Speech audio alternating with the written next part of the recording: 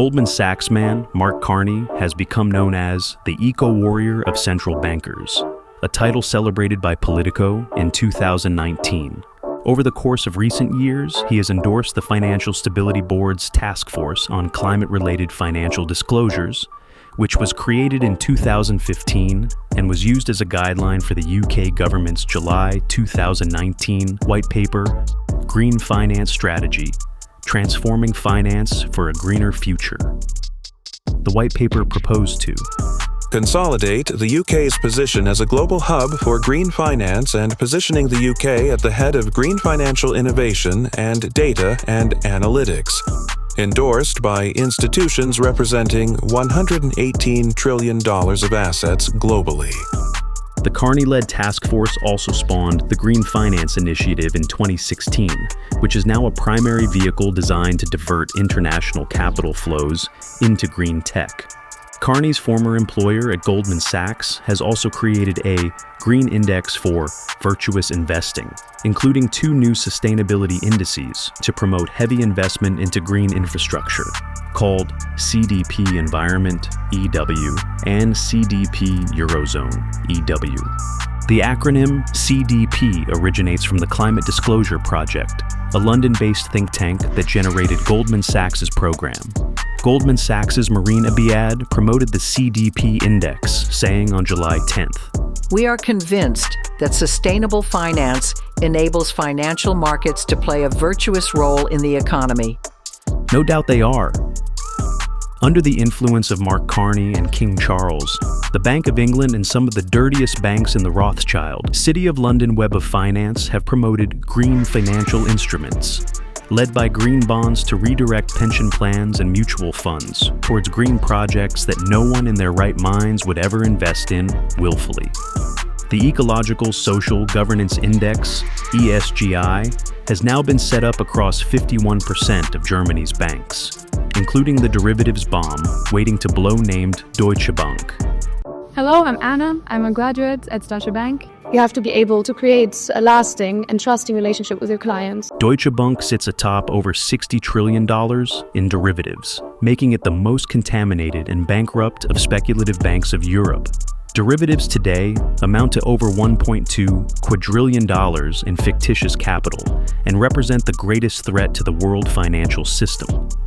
Originally designed simply as forms of insurance for farmers, derivatives were transformed into creative financial instruments by J.P. Morgan's Alan Greenspan in 1987 in response to the near collapse of the world banking system.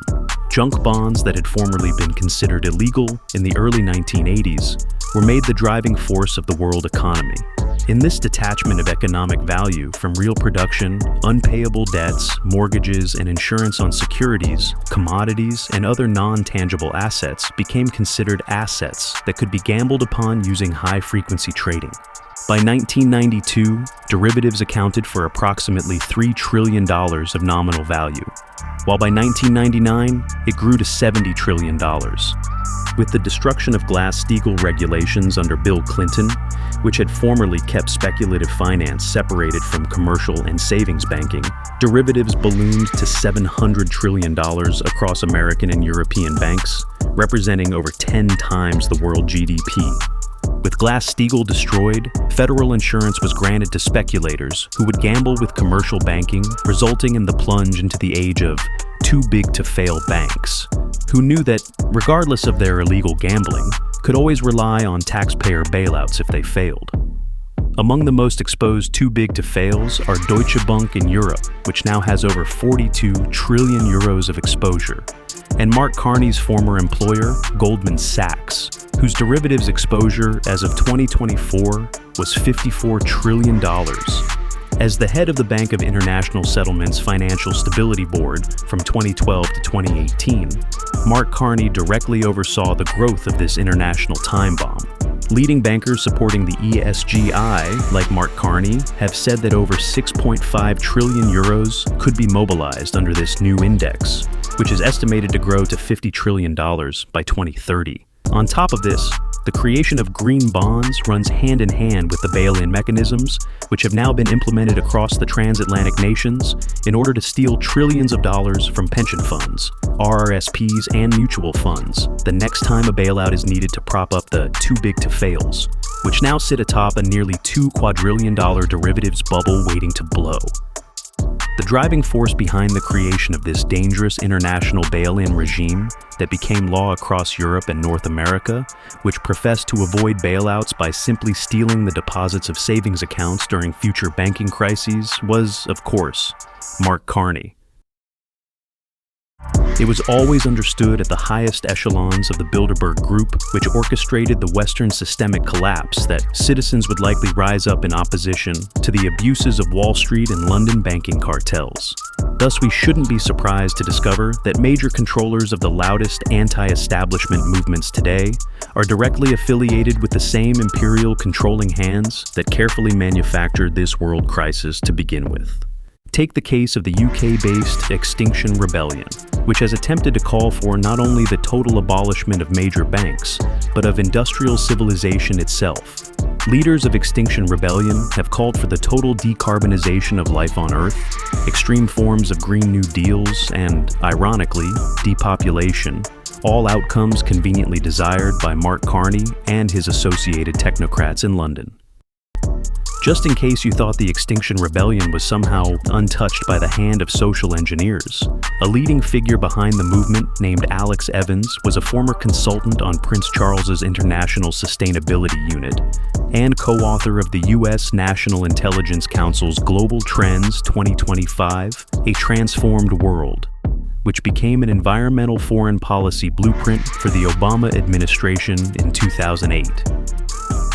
Currently, Evans also runs the Collective Psychology Project, where psychology meets politics. Other leading British intelligence figures managing the Extinction Rebellion movement included Farhana Yaman and Sam Gael of Chatham House, the controlling institution behind the New York-based Council on Foreign Relations, overseen by Mark Carney. How much of a rebellion can it really be if the rebellion is set up by the establishment, the oligarchs running the Grand Green Design? Since the Club of Rome's Sir Alexander King began the Limits to Growth study in 1970, knew that green, low-energy flux-density sources of energy would constrict global population, and that is exactly what they wanted. Sir King said so much in 1991 when he wrote, "In searching for a new enemy to unite us, we came up with the idea that pollution, the threat of global warming, water shortages, famine and the like would fit the bill. All these dangers are caused by human intervention, and it is only through changed attitudes and behavior that they can be overcome. The real enemy, then, is humanity itself."